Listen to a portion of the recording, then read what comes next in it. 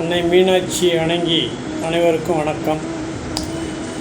நாம் அவ்வப்போது சென்று வந்த பழைய புதிய வாஸ்து பார்த்த அனுபவங்களை உங்களோடு வழக்கமாக பகிர்ந்து கொண்டு இருக்கிறேன். அந்த விதமாக ஒரு தடவை மதுரையில் மிகப்பெரிய தலவந்தர்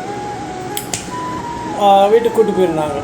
அதாவது பல கோடி, 100 கோடி 1000 கோடி அந்த மாதிரி வீட்டை போய் பார்த்தா நல்ல பெரிய வீடு, நல்லா கட்டியிருந்தாங்க. இன்றைக்கி யார் தான் முழுசாக கட்டுறாங்க, பூரா வாஸ்து குறைபாடோட தானே இருக்கும்.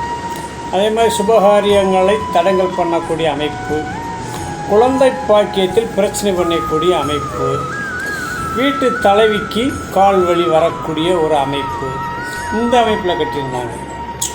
நம்ம வந்துட்டு சந்தோஷமாக சுபகாரியங்கள் நடக்கணும், வளர்ச்சியாகணும், ஆரோக்கியமாக இருக்கணும், பொருள் வரவு இருக்கணும், இப்படி தான் நம்ம இது பண்ணுவோம்.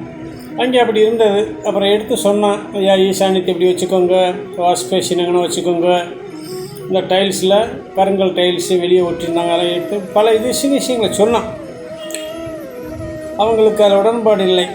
பையன் டாக்டரு, குழந்தை பாக்கியம் இல்லை. அப்போ நான் சொன்னேன், இந்த இதை எடுத்து சரி பண்ணிட்டீங்கன்னாக்கா தானே அழகாக ஆம்பளை பிள்ளை பார்க்க முடியும்.